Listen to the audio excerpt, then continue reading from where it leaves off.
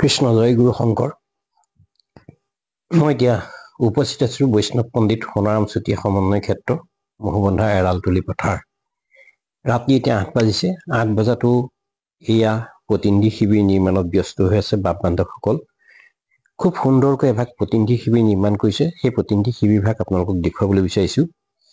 এই ভাগ নিৰ্মাণ কৰিছে পশ্চিম যোৰহাট আঞ্চলিকৰ অন্তৰ্গত 133 নং দহতীয়া প্ৰাথমিক শাখায়। আৰু এই প্ৰতিনিধি শিবিৰ ইমানেই ধুনীয়াকৈ নিৰ্মাণ কৰিছে, এটা সুন্দৰ বাৰ্তা দিছে চেফ ৰাইনো।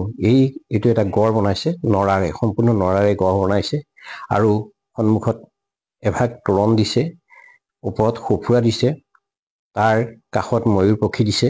আপোনালোকক দেখুৱাম এই সম্পূৰ্ণ তোৰণ ভাগ, লগতে এভাগ গুৰুগৃহো স্থাপন কৰিছে।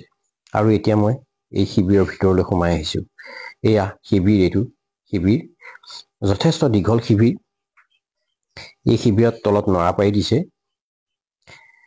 নৰা একদম পুৰা কোমল হৈ আছে, থাকিবলৈ খুব ভাল হ'ব। আৰু এটা ডাষ্টবিন, এয়া ফুলৰ টাব সজাই ৰাখিছে। ইয়াৰ পাছত বাহিৰত সুন্দৰকৈ থব আৰু কলপুলি, সম্পূৰ্ণ কলপুলি দিব। আচলতে শিবিৰ নিৰ্মাণ কৰাত বাপ বান্ধৱসকল উঠি পৰি লাগিছে, কোনে কাৰ শিবিৰটো কিমান ধুনীয়া কৰিব পাৰে। আচলতে শিবিৰ নিৰ্মাণৰ ক্ষেত্ৰত এইবাৰ আদৰণি সমিতিয়ে এক পুৰস্কাৰ ঘোষণা কৰিছে, যিখন অঞ্চলকে সুন্দৰ প্ৰতিনিধি শিবিৰ নিৰ্মাণ কৰিব, সেই অঞ্চললৈকে 40,000 টকা উপহাৰ দিব আদৰণি সমিতিয়ে। গতিকে সেইবাবে গোটেই বাপ বান্ধৱ সমস্ত প্ৰতিনিধি শিবিৰ নিৰ্মাণত সম্পূৰ্ণ ব্যস্ত হৈ পৰিছে, যাতে তেখেতসকলৰ প্ৰতিনিধি শিবিৰটো আটক ধুনীয়া হয়। বাহিৰৰ পৰা অহা অতিথিয়ে এই প্ৰতিনিধি শিবিৰটো পাই ভাল পায়, তেনেকুৱা এটা প্ৰচেষ্টা কৰিছে। খুব মহৎ প্ৰচেষ্টা, ভাল লাগিছে। আৰু এই প্ৰতিনিধি শিবিৰত থকাৰ এটা আমেজ আছে, খুব ভাল লাগে। নৰাৰ ওপৰত থাকি 4টা দিন ইয়াত দূৰ দূৰণিৰ পৰা অহা বাপ বান্ধৱসকল থাকিব, ভাল লাগিব। আহকচোন চাওঁ। আৰু এই শিবিৰ ভাগ দহতীয়া প্ৰাথমিকৰ সংগী বাপসকলে আহি যিমান ধুনীয়াকৈ কষ্ট কৰি ৰাতি 8টা বজালৈকে লাগি আছে আৰু খুব ধুনীয়াকৈ বাটচ'ৰা বনাইছে, ভাল লাগিছে। এই সম্পৰ্কে আমি এতিয়া জানোচোন আহক এই আমাৰ দহতীয়া প্ৰাথমিকৰ সম্পাদক চিত্তৰঞ্জন বৰাৰ পৰা। বাপ কওকচোন আপোনালোকৰ শিবিৰ ভাগ কেনেদৰে নিৰ্মাণ কৰা হ'ল, আৰু এই বাঁহৰ কাঠি কামি যিবোৰ ঘৰত কৰি আনিছে নে ইয়াতে কৰিছে, আৰু লগতে নৰা পৰা সম্পূৰ্ণ হৈ গ'ল আপোনালোকৰ কাম, শিবিৰ পৰিচালনা কমিটিৰ হাতত আপোনালোকে জমা দিব পৰা হ'ল। হয়, কৃষ্ণ জয় গুৰু শংকৰ। আমি 96 সংখ্যক বাৰ্ষিক অধিৱেশনৰ মহুবন্ধা এৰালতলী পথাৰত সকলো বাপ বান্ধৱ সমস্ত, আই মাতৃ সমস্তক আমি কৰজোৰে সাদৰে নিমন্ত্ৰণ কৰিছো।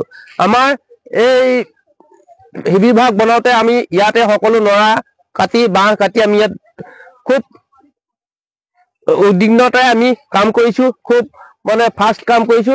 আৰু আমাৰ এইখিনি যাতে ধুনীয়াকে সুন্দৰকে আমি ৰাইজক এটা ভাল বাৰ্তা দিব পাৰো, তাৰ আশা কৰি আমি এয়া আগবঢ়াই আহিছো। আমি এতিয়াও 8 বজা হৈছে আৰু অকমান কাম বাকী আছে, এইখিনি হ'ব। আৰু ভাবিছো আপোনালোকে আহক, অনুষ্ঠান ভাগ উপভোগ কৰক। এই অনুষ্ঠান ভাগ উপভোগ কৰি আমাক কৃতাৰ্থ কৰিব বুলি আমি সদৌ অসমবাসী ৰাইজক আমি কৰজোৰে আকৌ এবাৰ সেৱা ধৰিছো। কৃষ্ণ জয় গুৰু শংকৰ, জয় শ্ৰীমন্ত শংকৰদেৱ সংঘ, জয় জয় এক শৰণ হৰিৰাম ধৰ্ম, জয় জয় 96 সংখ্যক বাৰ্ষিক অধিৱেশন, জয় জয় যোৰহাট পশ্চিম যোৰহাট আঞ্চলিক শাখা, জয় জয় শ্ৰীমন্ত শংকৰদেৱ সংঘ, জয় জয় জয় জয়। কৃষ্ণ। এটা কথা এইখিনিতে জানিব বিচাৰিছো, এই শিবিৰ ভাগত আপোনালোক কিমান বাপ বান্ধৱ ইয়াত থাকিব পাৰিব? প্ৰায় আমাৰ ইয়াত 200 জন বাপ বান্ধৱ সমষ্টিয়ে থাকিব পাৰিব। প্ৰায় আমাৰ 400 প্ৰায় কেপাচিটি আছে। হয় হয়। কৃষ্ণ, খুব সুন্দৰ হৈছে, ভাল লাগিছে। আগফালেও বৰ ধুনীয়া ধুনীয়া শিবিৰ নিৰ্মাণ হৈ আছে। আপোনালোকৰ সংগী বাপসকলৰ সহযোগিতা কেনেকুৱা পাইছিলে? সহযোগিতা বৰ সুন্দৰ, সকলোৱে একদম সহায় সহযোগ কৰিছে। আমি তাৰ কাৰণে তেখেতৰ বাপ বান্ধৱ সমস্তক আমি একদম কি কম, আমি নিজে ক'ব পৰা নাই। আমাৰ 3 জন বাপ এতিয়াও এই 8 বজালৈকে লাগি আছে আৰু সকলো ৰাইজ ইয়াত সহায় সহযোগিতা কৰি আছে। আমি বৰ আনন্দ পাইছো। কাম কৰিছে, সকলো একেলগে শ্ৰমদান কৰিছে, আকৌ একেলগে অন্নমুঠি সিদ্ধ প্ৰসাদ গ্ৰহণ কৰিছে। খুব সুন্দৰ পৰিৱেশ, সুন্দৰ পৰিৱেশ। কৃষ্ণ কৃষ্ণ কৃষ্ণ। কৃষ্ণ জয় গুৰু শংকৰ। এইখিনিতে আপোনালোকক আৰু এভাগ শিবিৰ দেখুৱাইছোঁ। এই শিবিৰভাগ অতিকে ধুনীয়া হৈছে। মানে সন্মুখত খুলীয়া আৰু এজন বাপে সমস্ত বাপ বান্ধৱসকলক মাতিছে, কৃষ্ণ বাপ আহক, এনেকৈ হাত কৰজোৰ কৰি মাতিছে এই শিবিৰলৈ। আচলতে এটা সুন্দৰ বাৰ্তা দিছে, খুব ধুনীয়া বাৰ্তা দিছে। আৰু এভাগ সঁফুৰা বাঁহেৰে নিৰ্মাণ কৰিছে, খুব ধুনীয়া সঁফুৰা এভাগ বাঁহেৰে নিৰ্মাণ কৰিছে। আৰু এই বৈষ্ণৱ পণ্ডিত সোণাৰাম চুতীয়া সমন্বয় ক্ষেত্ৰ, যিখন মহবন্ধা এৰালতলী পথাৰ, এই মহবন্ধা এৰালতলী পথাৰক এতিয়া চোতাললৈ ৰূপান্তৰ কৰা হৈছে। চোতাল, এখন বৃহৎ চোতাল হৈছে। আৰু এই শিবিৰ ভাগত চাওকচোন কিমান সুন্দৰকৈ এয়া খুলীয়া, এয়া প্ৰণাম জনাই এজন বাপে সমস্ত বাপ বান্ধৱক মাতিছে ধুনীয়াকে। আৰু সন্মুখৰ দেখিছেনে, এয়া নঙলা আছে, এয়া দেখিছেনে কেনেকে চিলিং দিছে, ফায়াৰ জুই নুমাবৰ কাৰণে কেনেকে সুন্দৰকে বালি বাস্তাত ৰাখিছে। আৰু ভিতৰত এখন আৰামী বেঞ্চ আছে। আৰু এনেকুৱা এটা ধুনীয়া পৰিৱেশ সৃষ্টি কৰিছে। তামোল পুলি আছে, চালে চাই থাকিব মন যোৱা। অধিৱেশন অহা বাপ বান্ধৱসকল, আপোনালোক অনুগ্ৰহ কৰি শিবিৰৰ ফালে যাব। আচলতে শ্ৰীমন্ত শংকৰদেৱ সংঘৰ সংগী বাপসকলৰ কিমান কলা কৌশল, কিমান সৃষ্টিসুলভ মন এটা আছে, সেয়া এই শিবিৰবোৰ নিৰ্মাণত প্ৰকাশ পাইছে।